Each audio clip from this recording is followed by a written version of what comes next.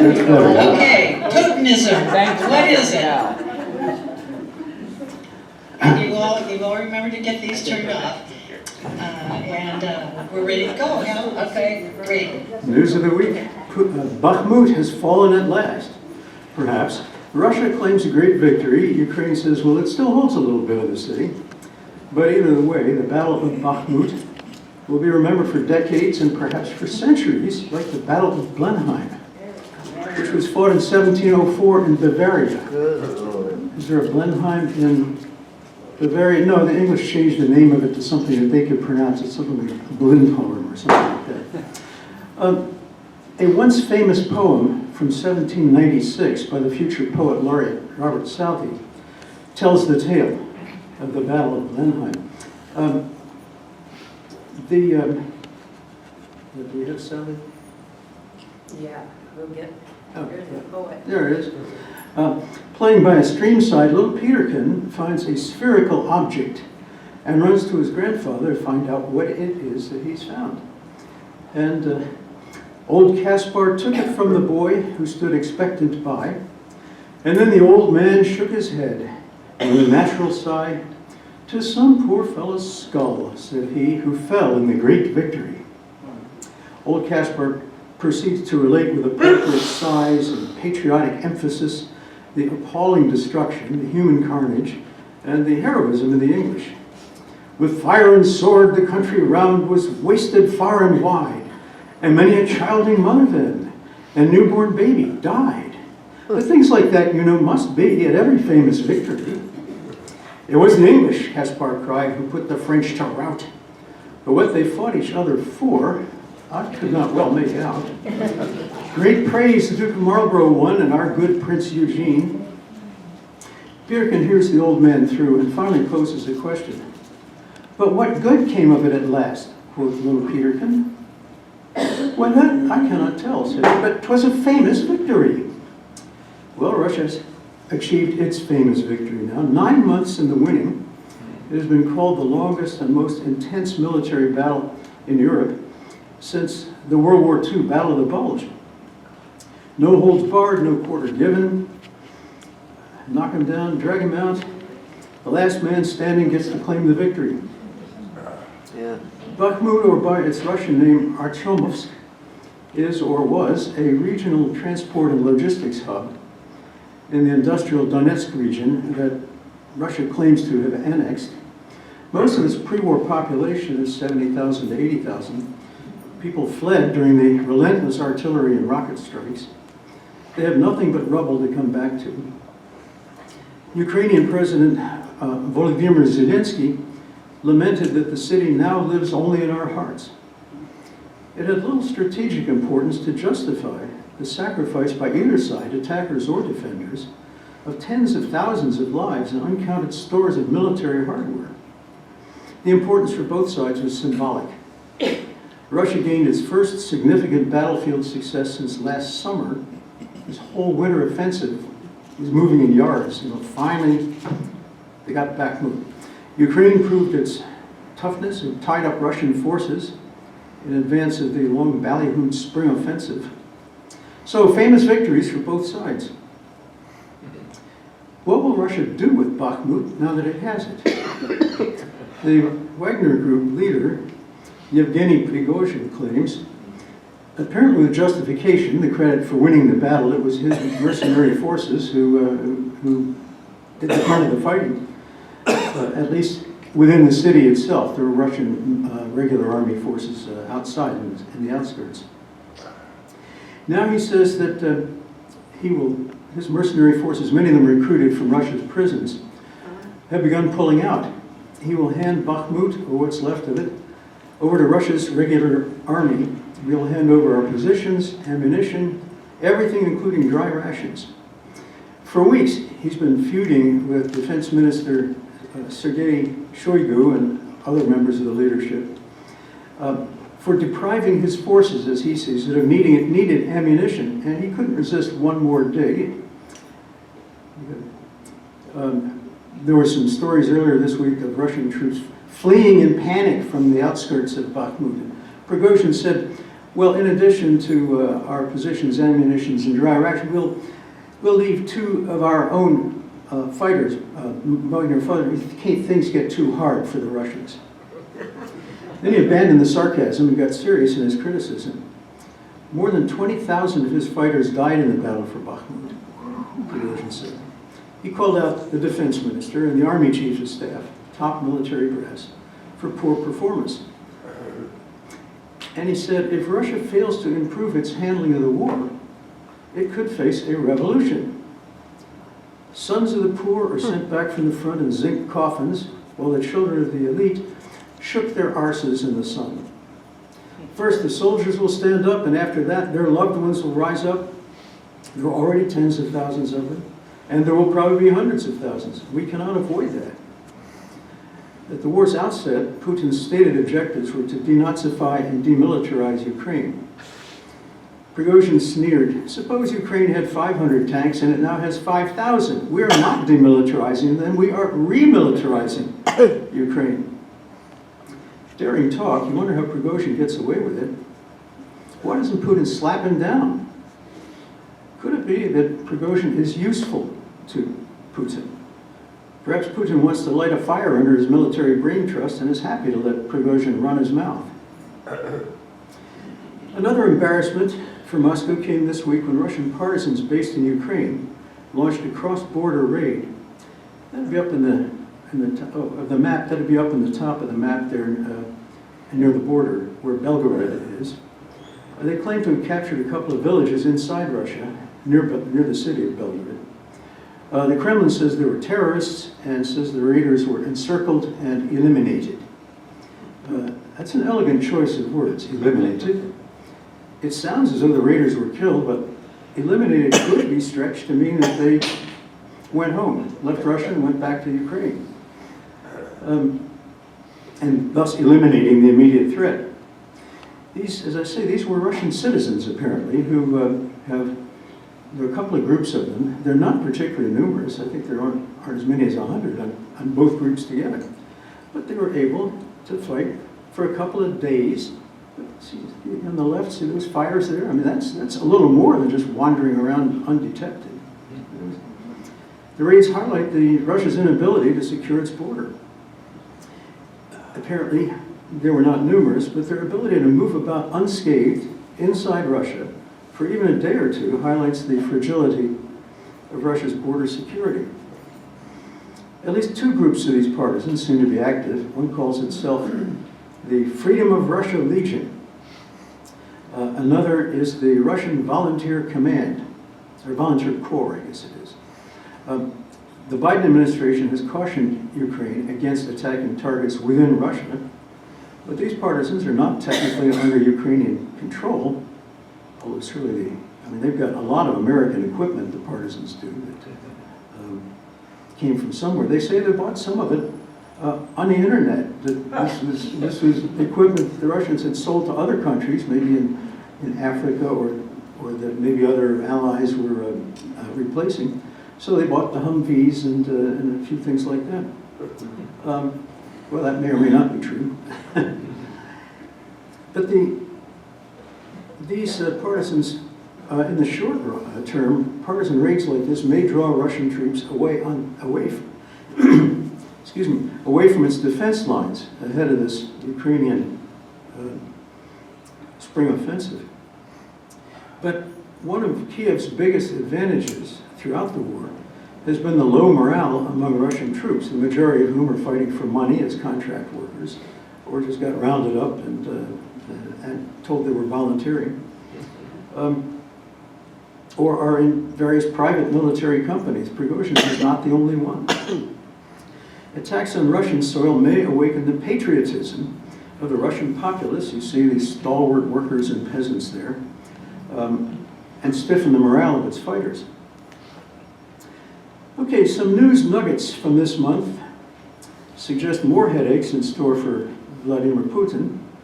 In no particular order, the Wall Street Journal reporter, Evan Gershkovich, charged with espionage, has had his pretrial detention extended for 3 months.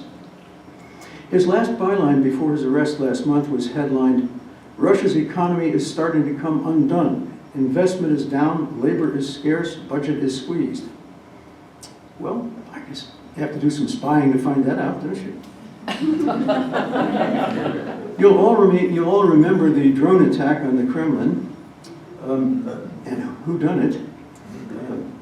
Russia says the Americans did it. Some Ukrainians say it's a false flag operation by the Russians just to stir people up. U.S. officials now believe that it was a project of the Ukrainian security services. That's just out yesterday, I think. Ukrainians say, huh? No, not us. Russia's Victory Day parade on May 9th in Red Square is always an extravaganza of patriotism and military hardware. This year was scaled down with only a single tank rumbling over the cobblestones. I don't mean that was the whole parade, but the parade had only one tank in it instead of a whole armada. I guess a lot of them are down in Ukraine rusting and having been burnt out or something. Altogether missing was the Immortal Brigade. This was a tradition that actually sprang up in more recent years. At the end of the parade, a citizens' march holding up pictures of their loved ones, who, fathers, grandfathers, who died in the war, in World War II. The Immortal Brigade thus is still on duty, watching over us. The speculation in the West, anyway, is that the Kremlin shut down the Immortal Brigade because it didn't want to see a lot of mothers and widows carrying photos of their husbands and sons who died in Ukraine. The Russian newspaper Kommersant, a business paper, reported that a Russian army colonel sold the engines out of 1790 tanks. So you haven't sold them on the black market or to somebody. And these engines weigh nearly a ton each. They're not going to be put into some kind of vehicular transportation. The guess is that they're probably serving as generators in power plants. The colonel was unnamed and his fate was unreported.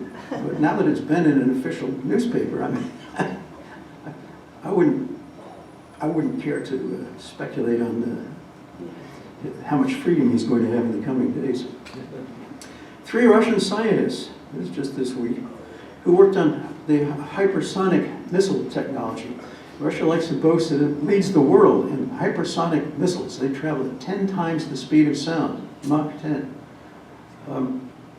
It's just an emerging technology. You remember that the Chinese let off the North Koreans let off a hypersonic missile a couple of weeks ago. It's the coming thing. These scientists face very serious charges, is the quote from the government, in a treason investigation. The scientists had all attended international conferences going back 6 or 8 years. They published papers and a book about their research. As you can imagine, this news has alarmed Russia's scientific community. In an open letter from colleagues who have worked with the scientists, this is their institute, Christianovich Institute of Theoretical and Applied Mechanics in Novosibirsk, New Siberia. It is in Western Siberia, but it's, they used to brag about it as the city that had gone from just bare ground to 1 million population in less time than any other city in the history of the world, 30 or 40 years. So gee, what would we have that would compare with it? It's a center of research and science. It's the real one out there in Siberia. An open letter from his colleagues, the colleagues of these scientists defended them, adding, "We are not only afraid for the fate of our colleagues, we just do not understand how to continue to do our jobs." The letter continued, "Even now, the best students refuse to come to work with us, and our best young employees are leaving science. A number of research areas that are critically important to laying the fundamental groundwork for the aerospace technology of the future are simply closing because employees are afraid to engage in such research." And we had another mysterious death. Since the start of the war, unfortunate accidents have taken the lives of half a dozen or more prominent Russians. One man fell out of an upper floor window. Another was mowed down by a hit-and-run motorist. Another had a unfortunate stairwell accident. At least one apparently was poisoned. The common denominator in these deaths is that the deceased had expressed reservations about the special military operation in Ukraine. Now, it is possible that Russia's deputy science minister, Pyotr Kucherenko, age 46, had a sudden heart attack on a plane from Cuba to Moscow. Such things do happen, after all. But a Russian journalist wrote on the social media channel, Telegram, this is available to, Telegram is sort of, I don't know, like YouTube or something. It's the main social media channel in Russia.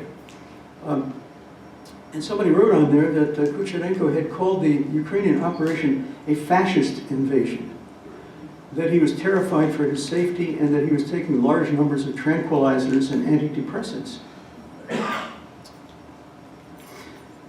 A petition circulating in several countries has gathered 2 million signatures demanding the arrest of Putin on war crimes charges when he travels to Johannesburg next August for the summit of the BRICS nations. BRICS: Brazil, Russia, India, China, and South Africa. Putin's recent indictment by the International Criminal Court for overseeing the abduction of Ukrainian children means that he can be arrested in any country that accepts ICC jurisdiction. So I wonder if Putin will have an unavoidable scheduling conflict when it comes time for the BRICS meeting. Well, what do you suppose Putin makes of this depressing catalog of events? Perhaps he is showing a tranquil Mona Lisa smile. Perhaps someone has showed him a quote from an American scholar, Stephen Kotkin, who told the New Yorker magazine, "Ukraine is winning the war on Twitter, but Russia is winning it on the battlefield." We'll get back to Kotkin's analysis, but first let's think about Putin himself. What is Putinism? Is there such a thing? Some say that what drives the former KGB lieutenant colonel and foreign intelligence agent is restoration of the Soviet Union. Its collapse in 1991, Putin has said, was the greatest tragedy of the 20th century. He wants to restore Russia as a world active superpower, as it was before 1991.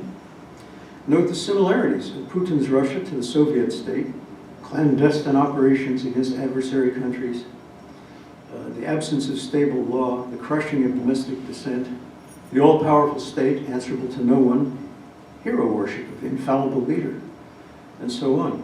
But note also the differences. You might think of Putin as a Sovietist, but he's not a communist. He never genuflects to the communist deities, Karl Marx and Vladimir Lenin. Indeed, he has denounced Lenin and his government, Lenin's government, for brutally executing Russia's last Tsar, along with all his family and servants, and for killing thousands of priests, and for placing a time bomb under the Russian state. Time bomb, those were Putin's words in his criticism of Lenin. A time bomb under the Russian state by drawing administrative borders along ethnic lines, thus sowing the seeds of the Soviet Union's eventual dismemberment. There is still a political party in Russia called Communist, which does keep alive a guttering Marxist-Leninist flame, but it's technically an opposition party, although at election time it always supports Putin.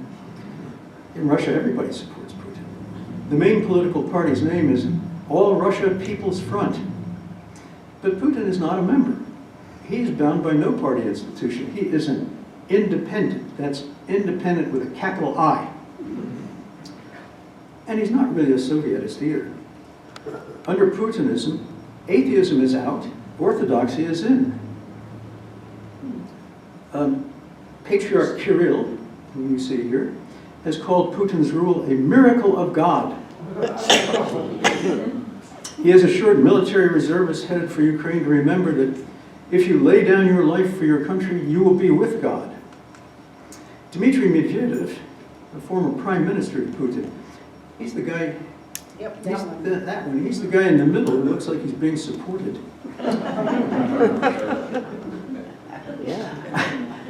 I asked Karen for a slide that might make him look a little demented, because his rhetoric is pretty strong.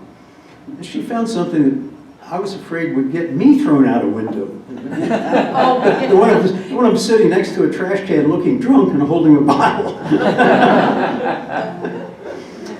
It was libelous, and I'm not in the business of libeling other important people like Medvedev. Medvedev, he describes the stakes in the current war thus. Who is fighting against us? We are fighting against those who hate us, who ban our language, our values, even our faith, who spread hatred toward the history of our fatherland. By having risen against them, we have acquired sacred power. We listen to the words of the Creator in our hearts and obey them. A sacred war. About 30 years ago, many of you might remember that an American social scientist, Samuel Huntington, forecast a world locked in a clash of civilizations. His gloomy vision seemed to swim against the tide of the time, the 1990s, when more countries were becoming free and rich. Economic globalization was lifting hundreds of millions out of poverty. Now Huntington looks like a prophet. It's fair to speculate that the alliance of Putin and the Patriarch is a marriage of convenience for both parties. But the alliance has a pedigree. In Soviet times, in the former Leningrad, now St. Petersburg, there was a museum of atheism housed in a repurposed Orthodox cathedral. It highlighted inconsistencies in scripture as proof of the falsity of religion. And there was also a grand painting from the 19th century of the richly robed Orthodox Patriarch in a railroad station sprinkling holy water to christen a new locomotive as the Tsar and his retinue looked on. The museum didactic explained that the church and monarchy were in league, in bed together, because two sides of the coin, laying false claim to modern progress, the locomotive, while exploiting the proletariat. In 19th century Russia, one of the great intellectual debates pitted Westernizers against Slavophiles, opposing schools of thought concerning the nature of Russian civilization. The Slavophiles held that Russian civilization was unique and superior to Western culture because it was based on such institutes as the Eastern Orthodox Church, the village community, and the honesty and simplicity of the rural peasantry. Late in his life, Leo Tolstoy became a Slavophile. That is, he wanted to, he began dressing like a peasant and wanted to give away his possessions, much to the dismay of his wife, who had 16 children to look after. 16 or 14. The Westernizers believed that Russia's development depended on the adoption of Western technology and liberal government. In their approach, they were rationalistic and often agnostic, rather than emotional and mystical. The Slavophiles became increasingly nationalistic, while some Westernizers became socialists and political radicals. Peter the Great had lived more than a century before this controversy, but he was certainly the founder of the Westernizing tradition, with the city named for him, his new-built window on the west, St. Petersburg. It is an irony that Peter the Westernizer is Putin's hero, for Putin himself falls into the opposite tradition, Slavophilia, or we might say, or precisely Russianism. I worked in Moscow in the late 1970s as a correspondent for the Baltimore Sun. Communism, of course, was the official ideology, clearly a child of the Westernizers. The mainstream also spawned eddies of dissent, and Andrei Sakharov and others argued for democratic reform. Jewish refuseniks just wanted to get out of the country, emigrate. But also there was a persistent, though quiet, stream of ethno-nationalism. This Russianism, it had no use for democracy, rather it embraced autocracy. The writer Alexander Solzhenitsyn thundered in a 1973 letter to Soviet leaders, "Russia is authoritarian, let it remain so." And just last fall, the picture here of Solzhenitsyn, well, the picture is not from last fall, he's been dead for a while, but the picture shows Solzhenitsyn with Putin after he returned to Russia after the fall of the Soviet Union. It was safe to go home. And he came back and was quite embraced by Putin. And just last fall, Putin quoted Solzhenitsyn in Solzhenitsyn's denunciation during Harvard's 1978 commencement.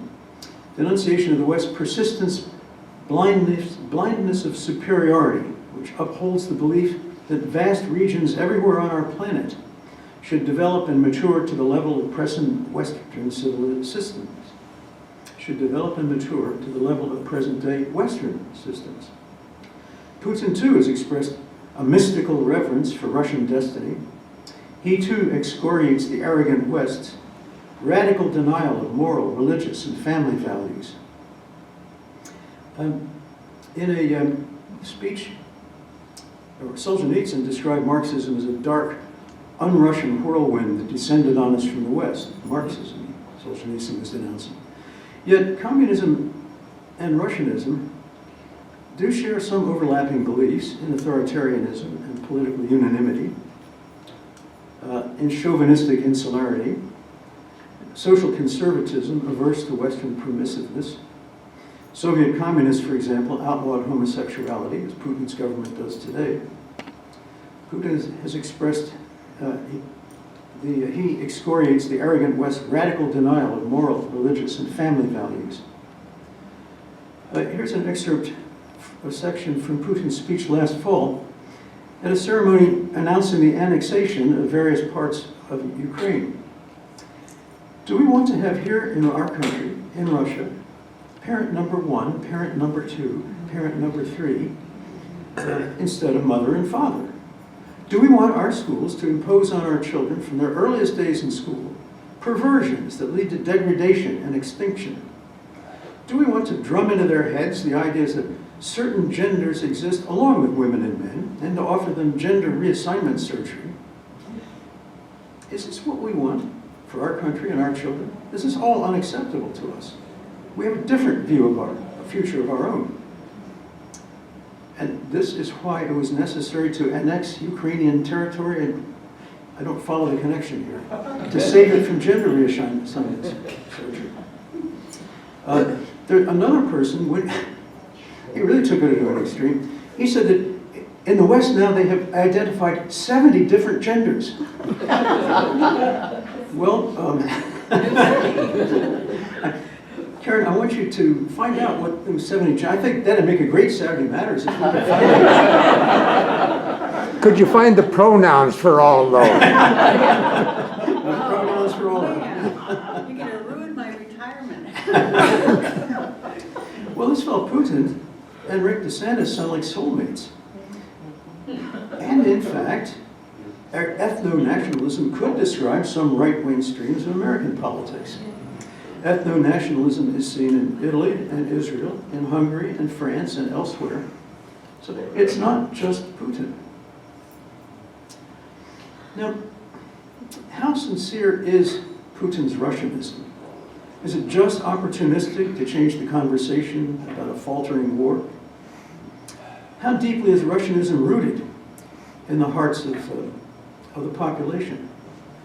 Will it shape Russia's long-term policy toward the West?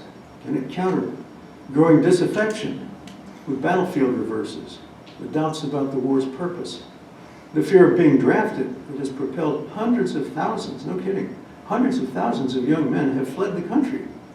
Well, some of them, most of them apparently, or many of them, to avoid the draft, others just because they didn't want to, particularly the scientific elite, because they just didn't want to live in that kind of country. Will Russianism, can it keep Putin in power? And if he is deposed, what then? Russianism has outlived the Tsars and outlived the communists. Why do we assume that a Democrat would follow Putin? This leads to a consideration of peace prospects. All wars end eventually. Even England's 100 Years' War with France ended. And the Ukrainian war will end too. So what kind of Russia will the world be living with afterward? A spate of opinion articles lately has carried headlines like, "It is not enough for Ukraine to win, Russia has to lose. The only realistic answer to Putin, to defend civilization, defeat Russia," and so forth. The common thread in these articles is the idea that A ceasefire in place, followed by negotiations, leaves Russia in possession of 17% of Ukrainian territory. That would include Crimea. Peace negotiations then can drag on inconclusively for as long as necessary to afford Moscow a breathing space in which to rebuild its forces and grow a new generation of soldiers. Biding its time until an opportunity arises to take another crack at Ukraine. Russia will change its ways, according to these articles, only when all Russians, from the highest reaches of the Kremlin to the grandmother standing in line to buy cabbage, recognize it must change, that Russia must change. There may be something to this argument, though you have to ask how many Ukrainians must die to make sure Russia learns its lesson. Wars end in general not when outsiders call for negotiations, but when the belligerents realize that they cannot gain their objectives. And even then, when an initial objective is lost, a warring side may escalate its objectives rather than sue for peace. Russia's objective was to seize Kiev, depose Zelensky, and make Ukraine a vassal state. Now it is to erase Ukrainian sovereignty and thwart the massed might of the West. A year ago, Zelensky probably would have settled for Russian withdrawal to the status quo ante and security guarantees. Now he wants back every inch of occupied land, including Yalta. He wants hundreds of billions of dollars from Russia in reparations to rebuild his country. He wants war crimes trials for Russian leaders, and he wants admission to the European Union. Neither side is likely to get everything that it wants. Remember Stephen Kotkin, who said that Russia is winning on Twitter, Ukraine is winning on Twitter, but Russia is winning on the battlefield. What he meant is that a country can win every battle and lose a war, as the United States did in Vietnam and Afghanistan, and a country can lose battles and make a chaotic shambles of its war and still be in a winning position. That's Russia. Kotkin says, gives a sort of an example. Imagine that you live in a 10-room house and a neighbor barges in, takes over 2 rooms, and then with those 2 as a base, begins wrecking your other rooms. You fight back and maybe you push him out of a corner or 2, but he's still in your house and he's still wrecking the 8 rooms you live in. He has another house with 1,000 rooms. Now, are you winning or is he winning? That, he says, is the situation between Russia and Ukraine. In March, Russia proposed a 12-point peace plan for Ukraine. It seemed to have elements important to each side and other features that one or the other would reject. Excuse me, China did. You said Russia. Oh, yes, I did say China, yes, thank you. China, yeah, proposed this 12-point peace plan. It seemed to have elements important to each side and features that one or the other would reject. But maybe it was offered the groundwork that might lead to an eventual messy compromise, satisfactory to neither side, but grudgingly accepted by both as an improvement on continued fighting. The 12 points were: respecting the sovereignty of all countries. You see Zelensky's eyebrows lifted that. Yes. Abandoning the Cold War mentality. I could get behind that. Ceasing hostilities, resuming peace talks, resolving the humanitarian crisis, protecting civilizations and prisoners of war, keeping nuclear power plants safe, reducing strategic risks, facilitating grain exports, keeping industrial and supply chains stable, promoting post-conflict reconstruction. I'd sign on to most of that, wouldn't you? They all sound like good ideas. And Zelensky, the Ukrainian president, asked for a phone conversation with Xi Jinping to discuss the proposal. But upon examination, there was less than met the eye. And the fine print seemed to boil down to the idea that good things ought to happen and bad things ought not to happen. For example, there was nothing serious about Russia withdrawing from occupied territory. The peace plan supported Ukraine's sovereignty, but not its territorial integrity. That would be a subject for negotiation. The plan seemed designed principally to showcase China as a responsible peace promoter on the world stage. The reality of war is that peace negotiations can't begin until the fighting plays out. Sometimes, as in World War II, victory is decisive, the loser gives up. When the war is inconclusive, as it is so far in Ukraine, the two sides have a practical incentive to keep fighting. When both military commands decide that they can't improve their position relative to the other, it will be time to sit down and talk. Even then, the fighting may not stop. 2 years of negotiations preceded the armistice in the Korean War. And during those 2 years, there were no major battles, but skirmishes and probes continued and soldiers died. Don't let the perfect be the enemy of the good. To this day, 70 years later, we don't have a satisfactory resolution of the Korean War. The peninsula is still divided. The North is a rogue state, brandishing nuclear threats to cover the poverty of its 26 million citizens. Before the 1950 war, the North was prosperous and industrialized, and the agricultural South was the backward, poor relation. Today, 53 million South Koreans enjoy a first world standard of living. Yes, the Korean War still has not reached a satisfactory resolution, but many Koreans have prospered since the armistice. They're better off than before or during the war. Perhaps we can wish for some similar outcome for the Ukrainians. Look again at this map of the battle lines. However the borders resolve, there will have to be some sort of demilitarized zone to separate Russian and Ukrainian forces. Ukraine will have to become a militarized society because you know that Russia will not abandon reliance on military power. Are we beginning to see the outlines of an unsatisfactory settlement that nevertheless is preferable to war? One more thing. Russia embarked on this war to prevent Ukraine from escaping its orbit and becoming a part of Western Europe, as its neighbor Poland was able to do. Can this unsatisfactory settlement permit Russia to keep Crimea and perhaps parts of its enclaves in the Donbass and allow Ukraine to join the European Union, if not NATO? A heavy price, for sure, for Ukraine to give up this territory, but perhaps a recompense for the opportunity to tie Ukraine securely into the prosperity of Western Europe. NATO membership? Let's not get ahead of ourselves. The weather in Ukraine, as in Seattle, has brightened in the last days. Good weather for fighting, the ground is drying out, tanks can maneuver more easily. For the Ukrainian army's long-awaited spring offensive. The Russians know that a major attack is coming, but they do not know where along a 600-mile front or what form it will take. No doubt fighting will break out on multiple fronts, but which of these encounters will be feints and which will be the real point of attack? The Russians have some advantages. For one thing, they control most of Ukraine's coastline, as you can see there. Perhaps Ukraine's offensive will try to sever the Russian land bridge between Donbass and Crimea.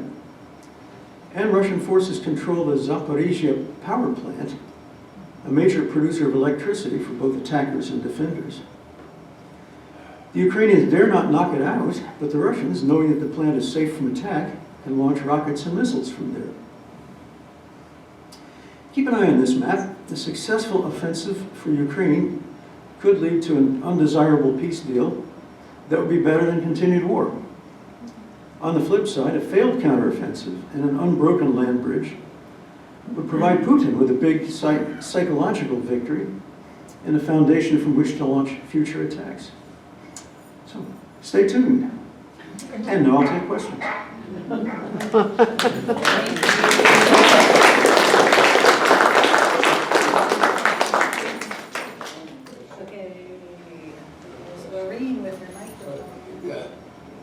Who is Wagner? Why is that paramilitary outfit called the Wagner? I don't know, and I probably should be saying Wagner because in Cyrillic they write it with that German pronunciation. I didn't understand what you said. Well, I don't know who Wagner was, or Wagner. I've seen it written out in Cyrillic, and I guess it's pronounced Wagner because in Cyrillic it starts with a V, not a W. But why it has that name, I couldn't tell you. Yeah, I mean, I don't know of any. Not very Russian. Yeah, I don't know of any. Well, no, it isn't. But of course, just as there are people with names of many different origins in the United States. There are plenty of people with German names in Russia too. But I'm sure it's not named for the composer. Beyond that, I can't tell you. Okay, Laura.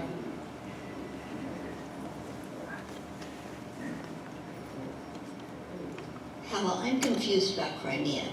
You mentioned Crimea was part of the 17% controlled by Russia of the Yeah. Ukraine. Isn't Crimea already settled? Well, yes. The Crimea has an interesting history. It originally was settled by Tartars from Central Asia at the time, way back in the Middle Ages, late Middle Ages, when they were attacking Russia, and Russia had become a tributary state of Tatarstan. And Crimea belonged to them. Stalin distrusted their loyalty, and so during World War II, he deported all the ones he could round up, he deported them back to where they came from 500 years earlier. So by that point, it's got military bases and naval bases and so forth. And really, most of the people who live there have been Russians, and it was part of Russia.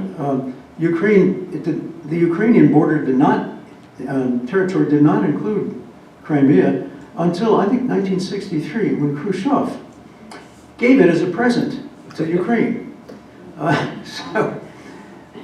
Khrushchev was a Russian national, but he had been born and lived and grown up in Ukraine. So this is just sort of a grand gesture, because it didn't matter. Everything was run out of Moscow anyway. So we call them Ukrainian, call them Russian. He had good friends there. But then it was 2014 that the Russians just marched in, announced that they had annexed it, and took it over. There was never a vote. There was never a shot fired. It just became Russian de facto by Fiat. So I think if they had a referendum, the Russians probably would have won it over the Ukrainians. I think they would. Before all the fighting, I don't know what would happen now. But I find it hard to believe that he's going to get Crimea back, but that would be too much of an embarrassment for Putin to accept. I don't understand who these Wagnerians really are. I hear them referred to as mercenaries. They seem to be outside the general Russian army. There must be hundreds, or at least tens of thousands of them. Are they Russians? Who are they? I think they are. This guy Prigozhin, he's a former jailbird for something or other. Then he founded a catering company that did business with the Kremlin, catering. He was called Putin's chef because he was catering banquets but he's an entrepreneur too, and he started this private military army, and it has units based in Syria, helping in the civil war there, where the Russians have been active along supporting Bashar Assad.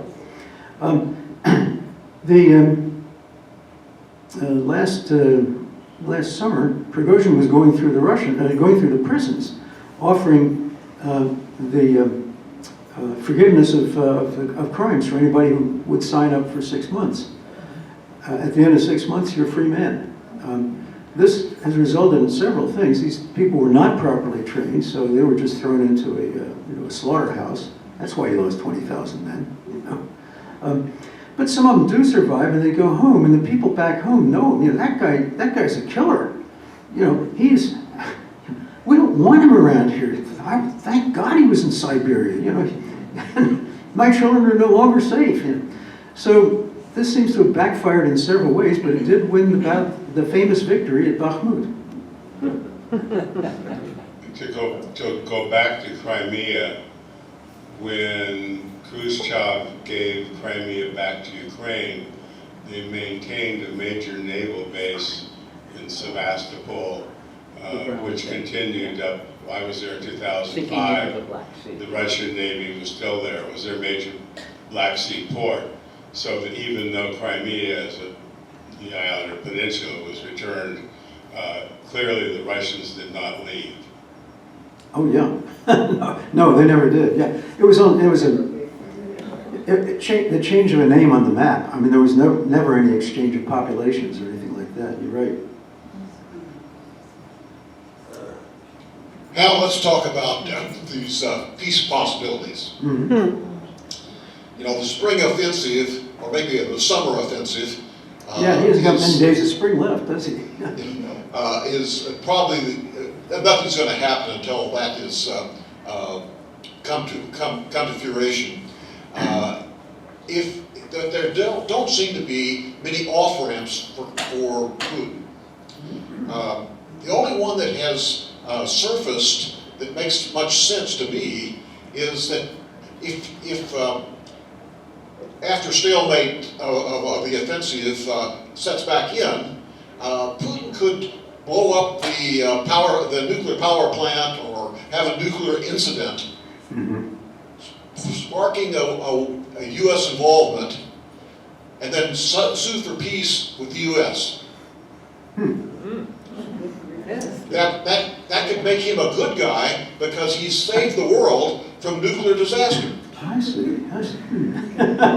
Well, if that happens, Carol, will you get me back on to talk about it? Yeah. Jerry and Al, I guess. Yeah. Do you know if Eric Prince has any notion of getting himself involved in this military activity? It's not Prince. I'm sorry, who? Betsy DeVos's brother, I thought his name was. Oh, What is it called? Prince, who's the head of Blackwater. yeah, right, Blackwater, which provided some He was private security our services. mercenary. Our mercenary in Afghanistan, yeah. No, I don't. I haven't seen news about him at all. We hear noises about Putin being overthrown. Do you have any speculation on that? We do hear noises about it, but there's nothing solid, and I don't. I mean, I suppose it could happen. There are people don't like to stick their neck out around tyrants, but even Hitler, there were a couple of plots against him. They didn't. Suppose he is overthrown, and what would happen would be that the plotters would have to sort themselves out. It's interesting that after Stalin died, do you remember who actually succeeded him? Not Khrushchev. It was Malenkov. And there were a whole bunch of them. There were about five or six people. Well, first they got rid of the Beria, the secret police chief, because everybody was afraid of him. But then it took about 5 years before Khrushchev really became the first among equals. There was nervous jockeying around. I would expect the same thing would happen if he did happen to be overthrown. There's no obvious successor, and of course, Putin has no interest. I mean, like any other dictator, the minute you name a successor, you become a lame duck. And everybody is now going to the appointed successor for favors and preferment and that kind of thing. It's interesting that for all the gloomy picture I have painted, the defeats in other wars were sometimes followed up by Russia's defeat in the Crimean War. 5 years later, the slaves were liberated, the serfs were liberated. And so several times, sometimes when a disaster happens and you think they're going to crack down, somehow cooler heads can rise to the top. So we may have a 5-year sorting out system after Putin is overthrown, but it may be the news will be better than we might anticipate at the moment. But I mean, that's just airy speculation on my part. Needless to say, I know nothing.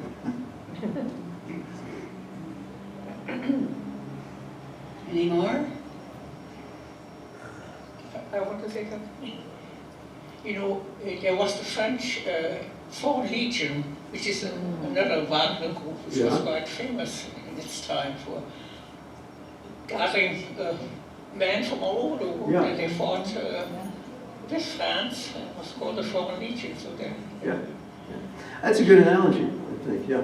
I don't know how many people from outside, I know there are Syrians, for example, fighting with Wagner units because he's got it right there, and he can move them around back and forth. I think there's some in Africa and various kinds of trouble spots that he has them there. So they're not all. It's not purely Russian.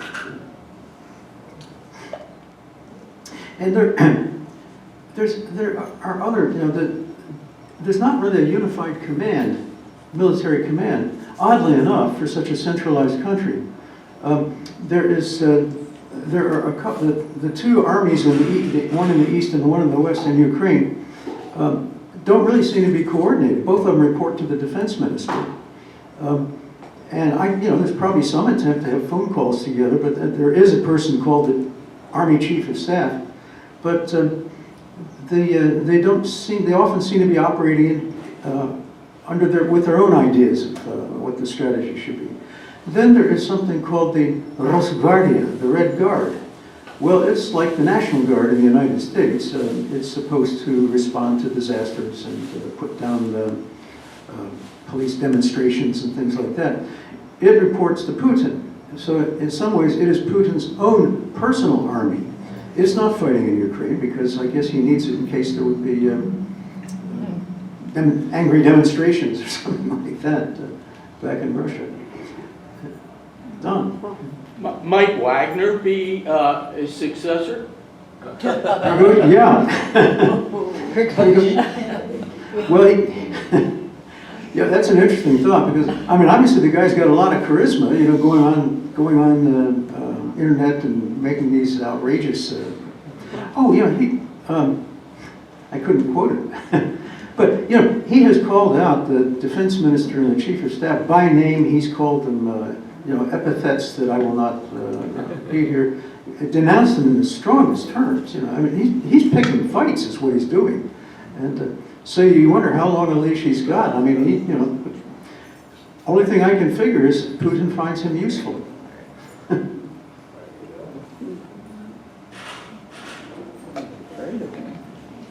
Okay, has everyone had a chance to ask a question? Once again, Hal, thank you so much.